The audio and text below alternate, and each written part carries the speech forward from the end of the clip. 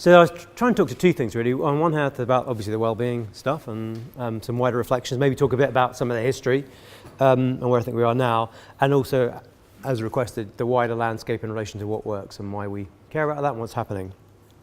But I thought I'd start actually, with a tiny bit of envy for many of you in your room. When you get asked, what do you do for a living? How cool is it? Presumably many of you can say, well, actually we search for the root causes of happiness. Like, how cool is that? How fantastic. And actually also, how really important is it as well? So that's a rather nice, I think, thought. I hope many of you do feel that and enjoy that. I think it's one of those interesting areas where if it doesn't impact on what you do yourself, then you probably haven't got the point, right? It's really extraordinarily interesting area in that respect. So I thought I'd talk about these kind of two aspects, really. Even though it's an incredibly interesting area, you do, as many of you know, face two pretty major challenges. First of all, a lot of people, well, in my experience, often say, well, isn't it so obvious? Don't we kind of know? That's the whole point. We're all utility maximizers, as economists say. And various other issues which you hit around well-being.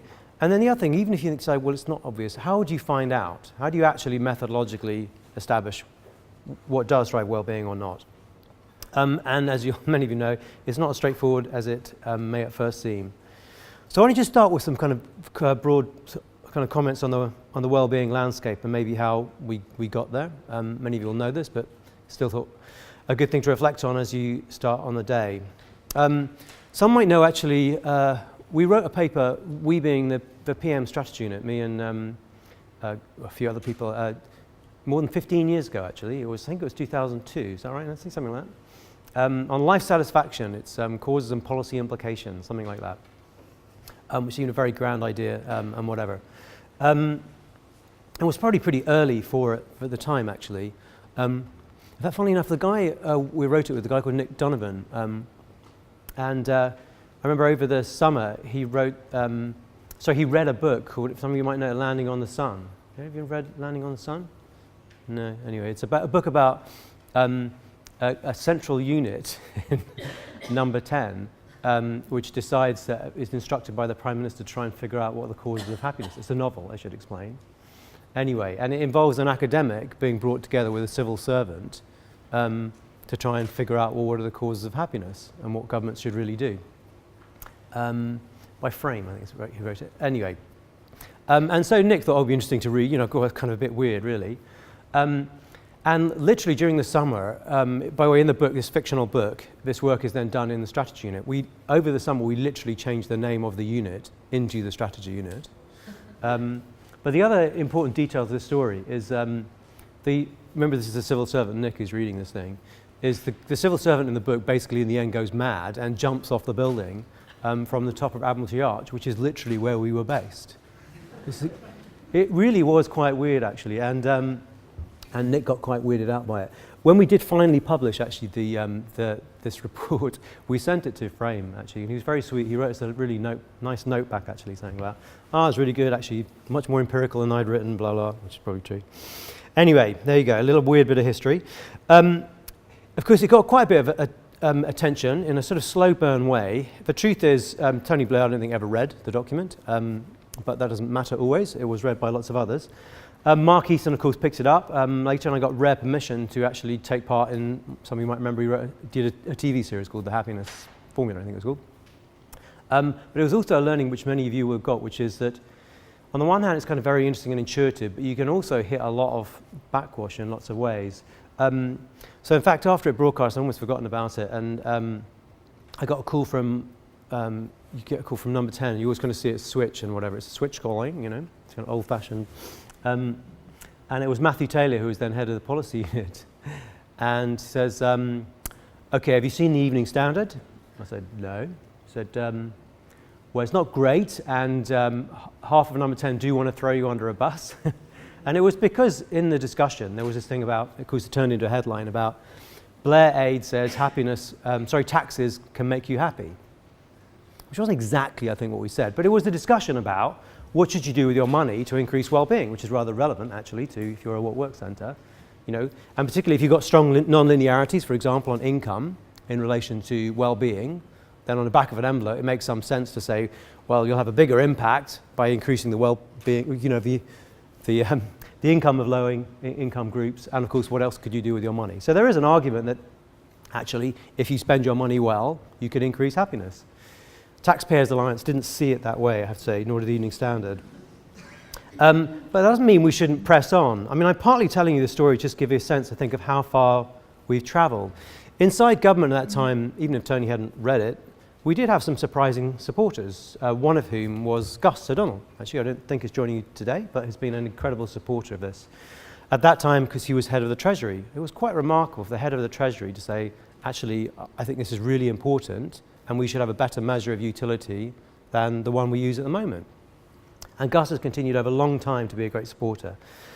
That said, not a lot happened, then quite a long time is the truth of it, until a key moment, I think, Richard, Layard, and lots of other people wrote interesting books and so on, a growing public interest perhaps. But then David Cameron, because perhaps unexpectedly, was very interested in it, coming in, talking about gross national happiness, etc. And a key moment was the speech in November 2010, if I remember correctly, when he actually rehearsed the argument about what we should do. Actually, I thought I'd just read a little bit for it. Chapter in Inside the Nudge Unit, if you're interested. Just to remind you of the remarks.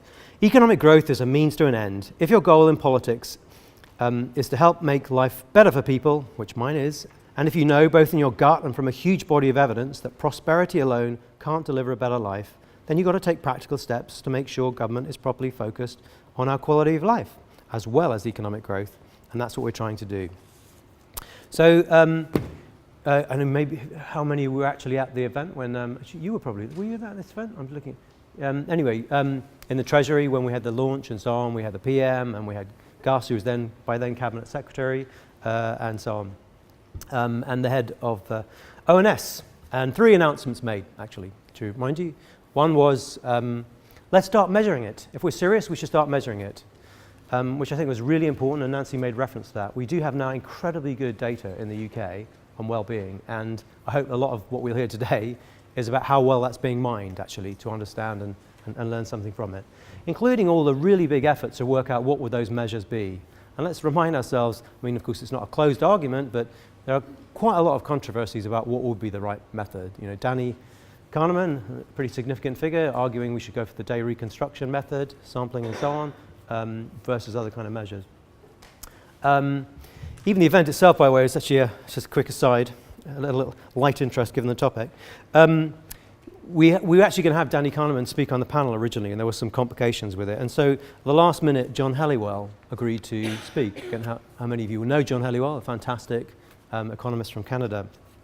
And I remember the night before, if you still know the story, what he sometimes does is this really lovely routine, if you've heard him speak. He sometimes get the audience to sort of basically stand up and sing "If You're Happy and You Know It," which works really well. In fact, you guys should probably try it, and you think that was great, and you probably have tried it.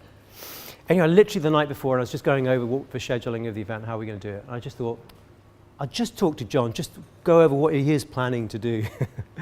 And of course, oh yeah, I can do that. And I think I'll do the thing. It always really works well to get everybody to stand up and sing "If You're Happy and You Know It." And I was like, oh my God, we are going to have 5 camera crews there. We know what the Daily Mail are going to make of this, et cetera, et cetera. And it was going to be one of those eternal moments forever where you're going to see the PM's face as John Helliwell got the whole press corps to try and stand up and sing "If You're Happy and You Know It." And it was going to run forever. So I'm sorry that you never saw that moment. It never happened. We said to John he might not do the singing routine on that occasion, even though we don't increase your well-being. Anyway, it was an important moment, but I just, again, follow through what happened and what didn't happen. So we did make great progress on the measurement side, and that's really important, incredible asset to be used well. Another key change was to change the Green Book, which again Nancy already referred to. It actually took a long time to get those changes in. The new Green Book was only really just published earlier this year, a few months ago. It was sort of 15 years since the last major rewrite. It does talk about utility and well-being. Another thing it does, which really bears on what works, maybe a bit more geeky, not so obviously important to you, but it's absolutely key, is it changes how government should do evaluation. Why does that matter? Because the classic view is you run a big program, and at the end of it, you should sort of do an evaluation to see if the thing worked, right? That's the kind of idea. It sort of makes sense, but it doesn't happen very often. But it's actually not the best way of doing it quite often, not least because the politics runs against it. More interesting often than did the whole thing work is which variation worked better, right? Which approach would be, at the margin would be more effective. And so the Green Book basically changes it. And why it's fundamental, and maybe we'll come back to it later, is it's a different way of doing policy. Because it's rooted in humility and saying, actually, we don't know what the answer is, so we should deliberately and always be testing variations in approach to see what will be more effective. Because if you think about it, one of these original arguments which you guys will run with, we ran with in the PMSU paper all those years ago, is a really important thing is, so at the margin, yeah, we want our kids to go to school and learn to read and write, but wouldn't it be quite good if they also ended up kind of happy and enjoyed it and well adjusted for life, right? You might call it, at a given level of educational attainment, wouldn't that be worth having? At the margin, if you're going into a healthcare system, yes, we want to kind of come out alive and have the right leg, cut off or not, or whatever it would be, but actually, can't you be treated with respect and dignity at the same time, right, at the margin? You want to be testing variations to figure out which is more effective. So the Green Book, for the first time, really does embody that. And for those who don't know, the Green Book is a sort of the Bible formally about how government should evaluate and do policy and so on. The third bit was actually that all departments should look at well-being and think about what are the implications for them if you really thought about the world through a well-being lens. Well, truth is we did do some work on that, but it's pretty hard. It's pretty hard to get departments to say, against all the other kinds of considerations, around austerity and all the rest of it, you should really be worrying about well-being. And also, because it actually is quite disruptive and radical in some of its implications. So we made some progress on it, but not, as much as we might have wanted to. The other backstory to it, which is that a bit like, Tony Blair was always told not to talk about religion. A comparable thing with David Cameron was that it was happiness.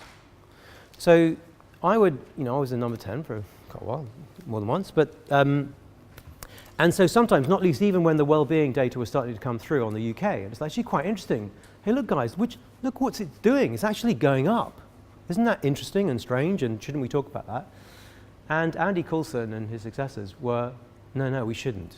Like actually, it was like the equivalent in number 10 comms view was, it was like they don't talk about religion, right? It's because people would be like, ooh, you've gone a bit funny. And so it really matters that other people do. And in fact, that was one of the views. Actually, a more serious take on it is, it shouldn't be for number 10 and others talking about it. We'll politicize it if we do it. It should be for wider groups to think about what's going on in the data and interpret it. That's a much better place for it to be, and to not let it be politicized. So what else happened? Amy, you kind of know some of the story. One of the things was there was then, could we do further? Not least because there wasn't much happening in many of the big departments, and so with the help of a few friends or whatever, there was the Legatum Commission with Gus again. Well, why don't we try and think through what would be the policy implications? And I would encourage people to continue to do so, because otherwise, what's the so what question? So it's all very interesting, but so what? What would you do differently? And I think I won't go into a lot of detail, but I think the Legatum Commission was pretty helpful. And it also, of course, I'm partly telling you the story because that's where we get to where we are today in relation to one of the things you do in these things. You get an opportunity to say, how should we respond within number 10 to the Legatum Commission and what Gus is doing? I should say, just for openness, I was also on the Legatum Commission. So we talked to the PM about it and said, well, why don't we, because we were already doing the what works stuff, why don't we create up a what works centre? Because it's really hard for the departments internally. They're locked in legacy thinking and activities, and you're saying, whoa, do this thing might be really quite different and disruptive. It's very hard. You really need something or someone outside to try and make that challenge. And so that was the logic. Why don't we try and flush out, what does work? Why don't we create an institution akin to the other what works centres? Answer that deceptively simple question, what does actually work? What is effective, what is not, in relation to, in this case, well-being? And the PM went for it, etc. Public Health England definitely deserve a shout in that also, backing it early on, and of course Nancy and others stepping up to actually do the job. So kind of also conclude this section, really get to the second half. I just want to return to the central question, which is, is it obvious? Do people know what makes them happy, right? And of course, what's totally fascinating is we don't seem to have a very secure purchase on what makes us happy, right? And it's illustrated in lots of ways. I particularly have always liked Liz Dunn's work and her brilliantly titled book with Mike Norton, If Money Doesn't Make You Happy, You're Not Spending It Right, which I think is great. Well, that was the original paper, actually. I think they called the book Happy Money, but the original was better. But it's still, the points it makes are still really profound. When you're trying to work out what to get your kids for Christmas, and you think, well, I'll, go and buy them this big plastic thing, that seems pretty plausible. Whereas the evidence seems to suggest, as many of you will know, you're better to buy an experience, right? Buy something, we're going to go and do this event together, and it's a few months' time, and we'll talk about it, and blah, blah, blah. Actually, that does empirically generate more well-being. That's really interesting and worth knowing. And putting it out there, like revealing that information, changes the world in a significant way, right? If it leads people to make different choices, different consumptions, etc. We also even see it on a macro level. I don't know how many have looked at Bobby Duffy's book, just came out last week. But one of the interesting tables that attracts a lot of attention is there's some interesting stuff about well-being. Actually, there's lots of other stuff, but in general, in my world, what happens is that we overestimate bad behavior in other people in general. Just empirically, this is one of the simple patterns. So we overestimate the number of people who cheat on their taxes, overestimate the number of people who take a sickie off work, and so on and so on. That's very consequential, by the way, because if you think everybody else is taking a sickie, you're like, oh, whatever, So it does actually then change your behavior. So it's often interpreted, well, that's all very miserable. But one of the points is, if you ask people, well, what proportion of other people do you think are happy? That's also kind of an interesting question. I don't know if you know what the estimate is for the UK. What proportion of people in the UK think other people are either, I thought I could even get the exact wording. What's the wording of the question? There we are. What percentage of people do you think said that, taking all things together, they were very happy or rather happy? Of course, you guys know the actual percentage. The actual percentage for the UK is about 92% now, right? Is that right? Looking in your room, I believe that's right. But what percentage of people think others are happy? What's that? About a third. It's not quite as bad as that. It's 47%. That's still pretty interesting, isn't it? So we think everybody else is miserable, and the life world is a bit crap, but actually our own estimates are quite different. That's sort of kind of pause for reflection, I think, for lots of reasons. So it seems like we're not that secure, actually, about knowing what does drive our well-being, even individually, let alone in terms of policy. All right, let me now switch to the wider landscape for a moment on what works. And for those who don't know what the what works story is, sometimes I think we think of it as a movement, which is to try and figure out, again, a simple question just around well-being, but everything else. Well, what does work? What's the best way of teaching kids math and English? What's the best way of reducing crime? What's the best way of boosting local economic growth? You might think that, well, isn't that what policymakers do all the time? But the answer is actually no. And often these questions aren't really known. So a lot of policy is based on, broad trends, broad ideas, but we haven't systematically actually tested, particularly interventions. So the What Works movement, loosely based on NICE, National Institute of Clinical Excellence for medics, is why don't we try and answer those questions? So when you go to your doctor, it's not that you don't really want the Secretary of State in, Matt Hancock, whatever, telling the doctor exactly what to prescribe. It's for the GP to make a decision. But you do build, and we spent a long time building a massive evidence base to inform medics about what will be more or less effective as a clinical treatment, right? We kind of take it for granted. When they say take this pill, it isn't just like, it's, Thursday, I'll go for green ones today. But actually, when you get to many other domains and you drop your kids off at school or whatever and you say, hey, it's not clear there is a good evidence base about the way in which maths is being taught, or indeed resilience or many other things in a school context. So that's the basic idea of the What Works approach. And I thought I'd just scribble down, well, how are we really doing? What's the sort of scorecard? So on the plus, how are we doing? Well, there's some amazing results. The Educational Endowment Foundation, it would be nice if it thought more about well-being, but in terms of its core job, it's an incredible job. only founded 2011, 2012, more than 1 million kids in the UK in the last 5-6 years have taken part in a randomized controlled trial to figure out what is more or less effective in a school, right? And by the way, the world didn't end. It's like, we haven't had people protesting on the street saying, oh my God, you're experimenting on our children. It's like, yeah, we're actually trying to figure out what would be more or less effective in terms of educational practice. Like, think about what were we doing before? Anyway, so there's some fantastic results, and EF might be a good example. There are also lots more. There are new What Works centres being created, kind of pretty steadily. One just been set up, for example, on youth social work. So we spend 6-7 billion a year on social work. They're pretty major decisions about whether you're going to take a kid into care and whether you should place them in what particular way. It would be a pretty good idea, it seems, to have an empirical evidence base to try and answer those kind of really important questions. So they continue to be built. I mentioned the Green Book. I think it's really important. Let's face it, it's not that everybody reads the Green Book, but it is an absolute point of principle to try and establish a more empirical, evidence-based way of practicing policy, as well as introducing notions of well-being. There are lots of trials being done. My own day job, I spend most of my time doing behavioural insights team. We've initiated more than 700 trials on all kinds of weird and wonderful topics. That's a pretty big deal, actually. In many departments, I've never done a trial before. We have the trial advisory panel. Some of you might be involved in it. So if you're in a government department, it's like the empirical equivalent of Ghostbusters. You think, ooh, should I figure out what's effective? Who can I call? Well, you can call the trial advisory panel, which is a mixture of academics and government analysts who are trying to advise you to think about, actually, you could do this, instead of just doing this all in one go, you could do it as a step wedge design and gradually roll it out. And then you could figure out whether it did in fact work or what was the marginal return. Again, pretty good. And there's definitely rising demand. You can see it in the areas of research interest and as published by government departments. People talk about trials, experimentation, even well-being in a way they didn't even a few years ago. So if that's the positive, what's the half full? What's the half empty? Well, yes, there's rising demand, but the demand isn't anything like enough, I think, in my own view. I guess I would say that. There are just loads of areas of government policy which we haven't really tested empirically to find out what does work and what doesn't. And certainly we haven't been in the business of adding, one of the aspirations, well-being measures to lots of other evaluations.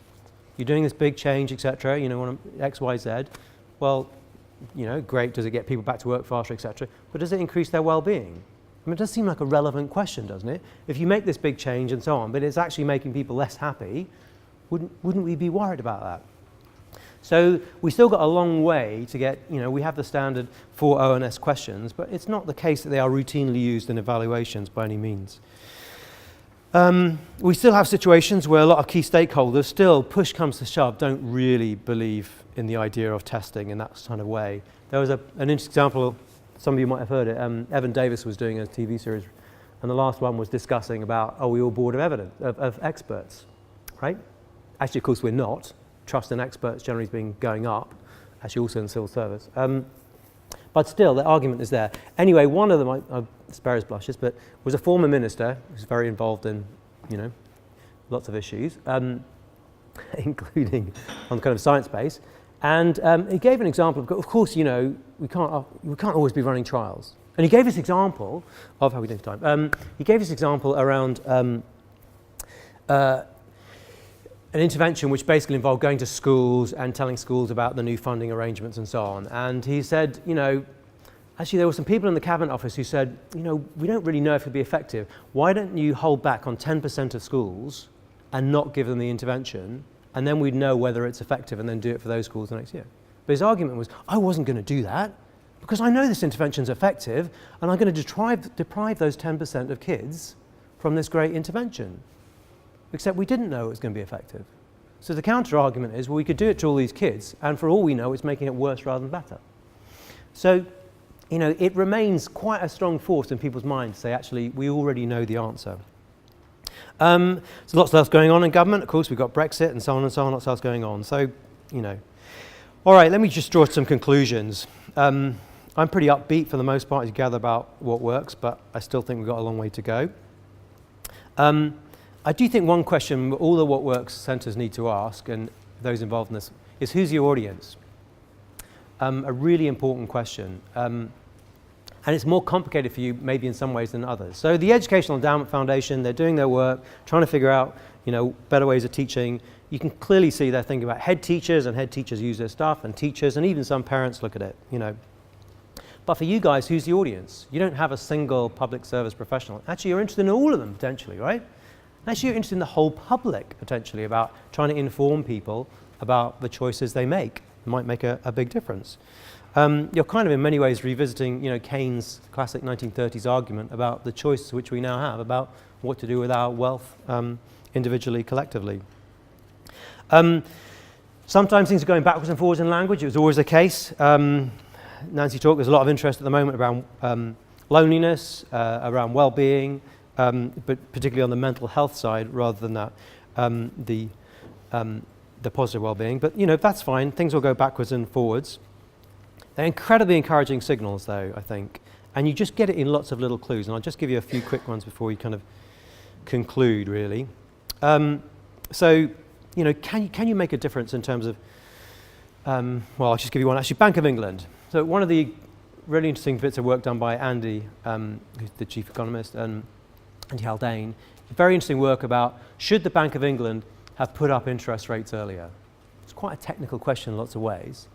And one of the arguments in economics for doing it is that you might have heard referred to the long tail of low productivity.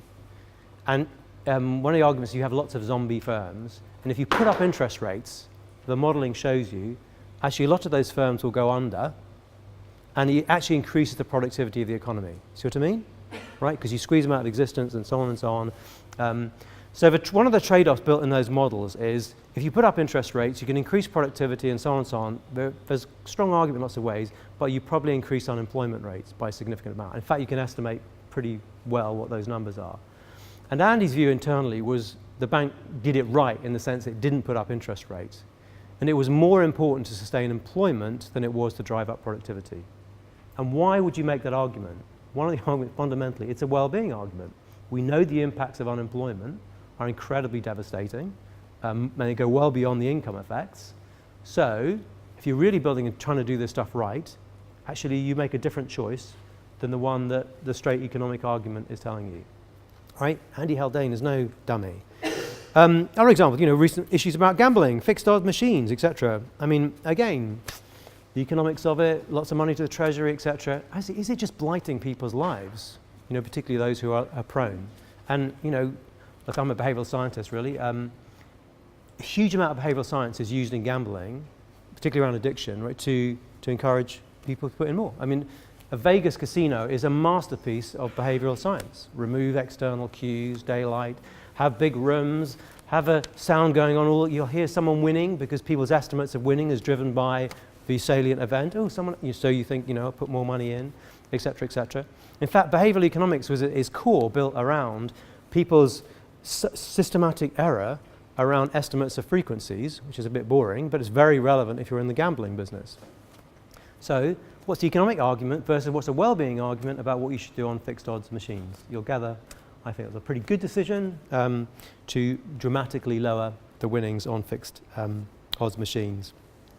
Mental health issues, again, Nancy and I'm sure others will talk about it, is really live. It's very striking how very high profile people talk about it in a way that they just didn't before. We've had a number of reviews. There's very serious interest in Whitehall and many workplaces about mental health in a way that just wasn't true before. Not just mental ill health, actually, but mental well-being. I was just at a session the other day. We were on a panel together with Joe Gardner, who you'll know from Nationwide. And he was talking about, resilience and so on, which is quite fashionable. Actually, and he said, I think we should go beyond resilience, because resilience sort of implies I'm going to try and get my workforce to the point where all kinds of crap is going to happen to them, but they'll be able to get through it. Well, that's not a bad thing to do relative to others, and certainly, versus waiting for people to crack up. But it seems a modest ambition as opposed to why can't work be satisfying? Why can't we be doing work which actually is adding value in a palpable way, to the people we're serving? So that's pretty interesting, even CEOs talking about it in interesting ways. But, the final thing I just kind of come back to really, where are we at? Well, we've got great UK data, etc. I've always loved this argument in the wellbeing literature, which is fundamentally you are trying to inform not just governments, to make marginally better decisions, but you're really trying to inform all of us about better ways of living our lives, right? And that has really radical implications. Not least, it can actually reshape and change markets as well as societies, right? So if we're more aware of the impact of well-being and relationships at the margins, will we make different decisions about how we spend our time? You would think so. Or even in relation to how we spend our money, actually, going back to the Liz Dunn type point. And is it possible? I mean, I'll just give you one tiny policy illustration from a slightly different field, but I think illustrates it. So again, another bit of my work, we think a lot about other issues such as obesity. And many of you will know there's now a sugar tax in Britain on added sugar levy, I think the Treasury like to call it. Even before it came in, so even before the tax introduced, but after we announced we were going to do it, there's been an 11% fall in the amount of sugar in drinks in Britain, although their sales have actually gone up. So what we've done is basically, this is an example, when we say deshrouding, that's what it looks like. People don't look at a can of Pepsi actually take lemonade. So what would be a good example? Sprite and 7-Up had very different levels of sugar, right? As did Schweppes previously. They now all have much lower levels of sugar. It's come back down. Why is it relevant to your discussion? Is that people just weren't aware of it, but they do start attuning. And if you're a producer and you think, God, people are going to start noticing this, you actually change your products. You reformulate the product. And so one of the really powerful levers that is available to you and in the what work space is if you do inform people and producers, etc., you do literally change the world. You can change the character of labour and work if it becomes more transparent, where's a really good place to work because the boss treats you with respect, right? You can change the products that people buy and so on, as well as changing policy directly. So I want to just conclude by, I'm sorry, I just spoke really without slides or whatever, but I think it's such an important agenda. I mean, I hardly need to tell you guys that. I think it's an amazingly lucky privilege, really, that many of us have to even think about these issues and wrestle with them empirically. I think it's fantastic. We should get more and more international and collaborate with others. But also, let's bear in mind how far we've still got to go. Actually, we make many of the decisions in our lives, often not really aware of what the implications will be for our well-being or that of others. And many of those choices aren't even fully in our control because they're dependent on the equilibrium, the character of our society and the arrangements around it. But if we can increase our awareness and figure out what works, it is actually possible for us, both individually and collectively, to make different choices. And that's a pretty big deal, I think. Right, I'll stop there. Thank you.